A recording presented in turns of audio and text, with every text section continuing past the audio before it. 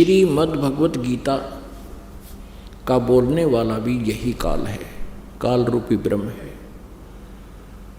और श्री कृष्ण जी के शरीर में प्रवेश करके ये बोल रहा है। गीता जी अध्याय नंबर 8 के श्लोक नंबर 13 में ये कहता है कि ओम इति एकाक्षरम ब्रह्म व्यवहारन माम अनुसमरण ये प्रयाति तदंदेहम स याति परमाम गतिम। गीता ज्ञानदाता ब्रह्म अर्थात ये काल श्री कृष्ण जी में प्रवेश करके बोल रहा है और कह रहा है कि मुझ ब्रह्म का, माम ब्रह्म, मुझ ब्रह्म का केवल एक ओम अक्षर है, नथिंग एल्स, कुछ भी जाप नहीं करना। और जो उच्चारण करके सिमरण करता हुआ यह प्रयाति तो जंदेहम, जो शरीर छोड़कर जाता है यानी अंतिम श्वास तक मेरे इस ओम नाम का जाप करता है, स याति परमाम गतिम, वो ओम नाम से मिलने वाली परम गति को प्राप्त होता है।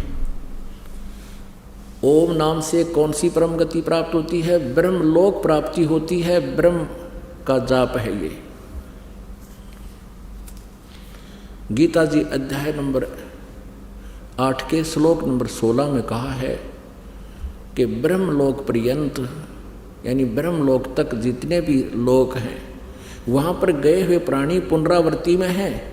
वहाँ गए हुए प्राणी भी अपने पुण्यों को अक्षीण करके पुनर्जन्म के अंदर 84 लाख योनियों में कष्ट उठाने के लिए आते ही आते हैं। अब ओम नाम के जाप करने वाले कहाँ जाते हैं? ब्रह्मलोक में। श्री देवी पुराण कंसेप्ट को क्लियर करेगी और स्वयं दुर्गा जी इसका प्रमाण देंगे। देखिएगा, श्रीमद् देवी भागवत गीता प्रेस गोरखपुर से प्रकाशित है, आप इसको देख सकते हैं क्योंकि पवित्र हिंदू धर्म के अनुयायियों के पास ये सबके घर पे रखी है जो श्रद्धालु हैं, भगवान को चाहते हैं। इसके 562 पृष्ठ पर आपको ले आते हैं, 562 पृष्ठ ये लीजिए। अब देवी जी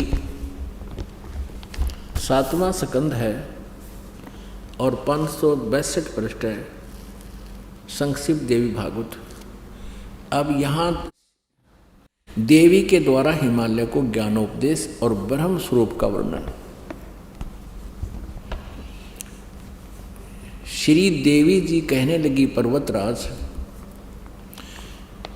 उस ब्रह्म का क्या स्वरूप है? पहले तो अपनी भक्ति के बारे में बताती है, फिर कहती उस ब्रह्म का क्या स्वरूप है यह बतलाया जाता है, जो प्रकाश रूप सबके अत्यंत समीप में स्थित हृदय रूप गुहा में स्थित होने के कारण गुहाचर नाम से प्रसिद्ध है और महान परम पद अर्थात परम प्राप्य है। हम ज़्यादा ना पढ़ के यहाँ आते हैं।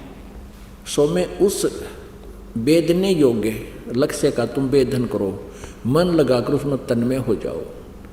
सो में उपनिषद में कथित महान अस्त्र रूप धनुष लेकर उस पर उपासना द्वारा तीक्ष्ण किया हुआ बाण संधान करो और फिर भावानुगत चित्त के द्वारा उस बाण को खींचकर उस अक्षर रूप ब्रह्म को लक्ष्य बनाकर वेधन करो।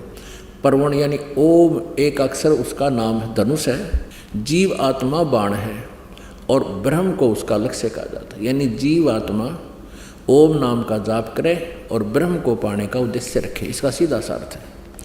उस एकमात्र परमात्मा को ही जाने, दूसरी सब बातों को छोड़ दे। दुर्गा जी अपनी साधना को भी छोड़ने को कह रही है यदि तूने ब्रह्म साधना करनी है तो। यही अमृत रूप परमात्मा के पास पहुंचाने वाला पुल है और संसार समुद्र से पार होकर अमृत स्वरूप परमात्मा को प्राप्त कराने का यही सुलभ साधन है।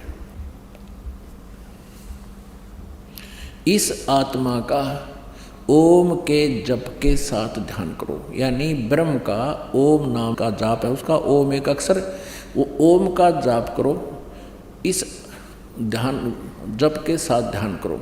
इससे अज्ञान में अंधकार से सर्वथा परे और संसार समुद्र से उस पार जो ब्रह्म है उसको पा जाओगे।